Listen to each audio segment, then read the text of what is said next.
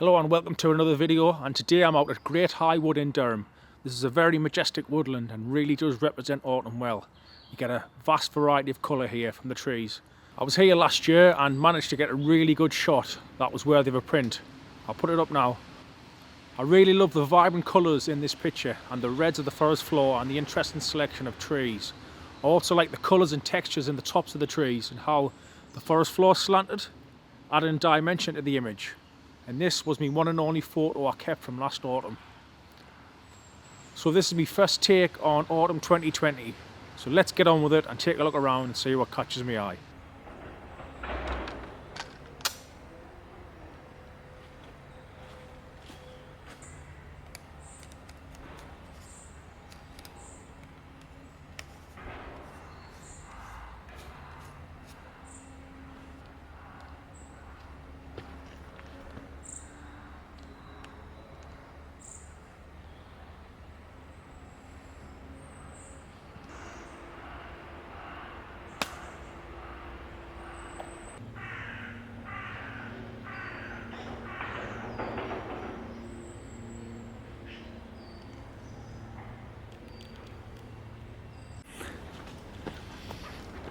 I've literally just walked in and come across this great composition here.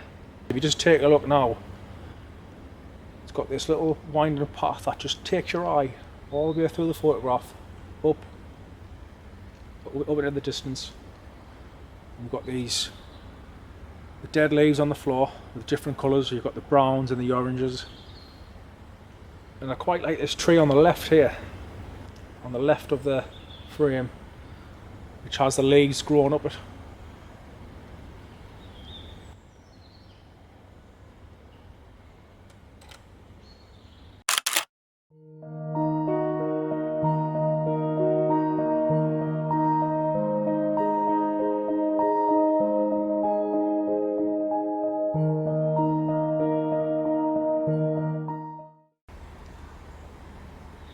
Okay, so that's a great start to the day.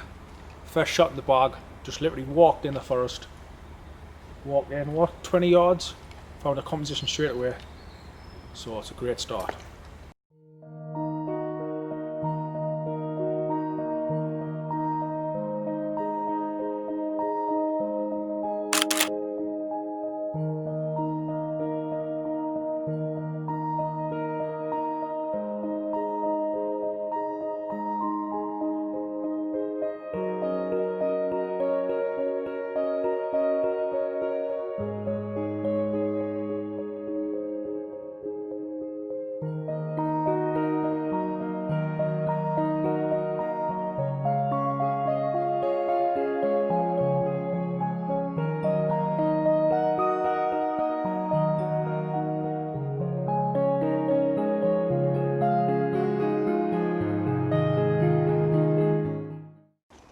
Okay, so I've just stopped here and I'm just shooting these leaves here on the floor.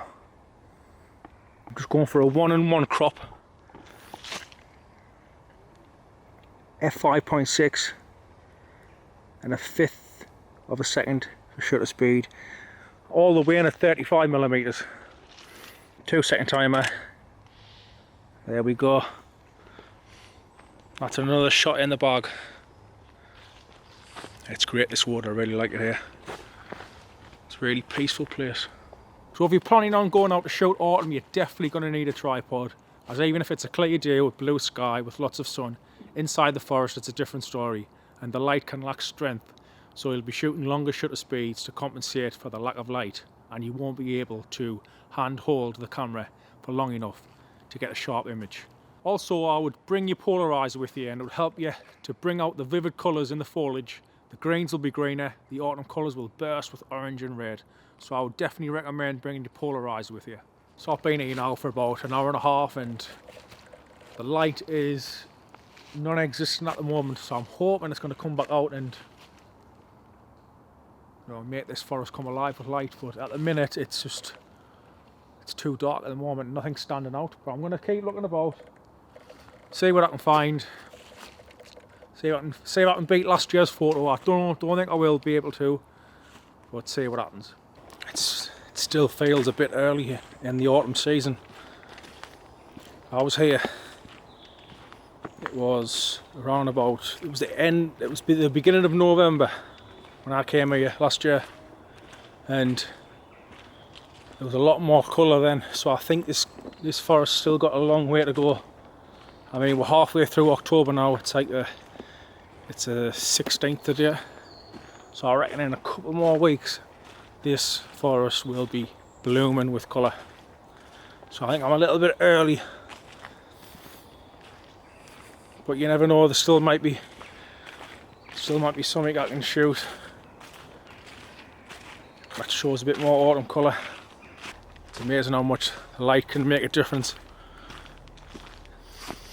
Because certain areas, when they've got the light on them, it just makes the scene complete. But when you haven't got that light, it's just hard to work with. So when you're thinking about what time of day to come to shoot the forest, I definitely think if you arrive in the morning and then shoot up to lunchtime, because the sun will, you'll get a better chance of better light. Because at the end of the day, sometimes you can struggle with the light. So definitely think midday or early morning, because the sun rays will shine through the canopy at the top. You'll get more light. So I thought the day was done, and then I was walking along and I came across this tree here, and this really struck my eye, this tree here. I mean, look at that, it's magnificent, isn't it? Look at all the colour as well, the yellows and the greens. So I'm going to just shoot this tree on its own, and it's going to have all the other trees in the background. I think it's going to make a good photograph. It's got the oranges there.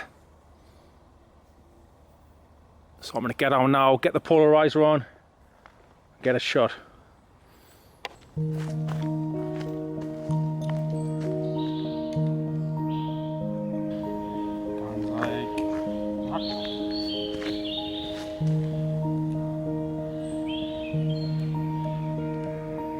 Polarizer on. Right, let's have a look now. I'm going for a 3x2 crop. Still got a little bit of light just left of the day.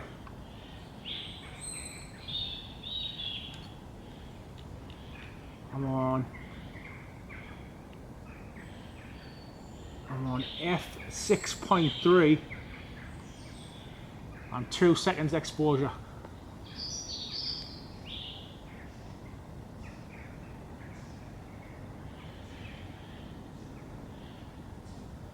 Just a case of just experimenting with the polarization.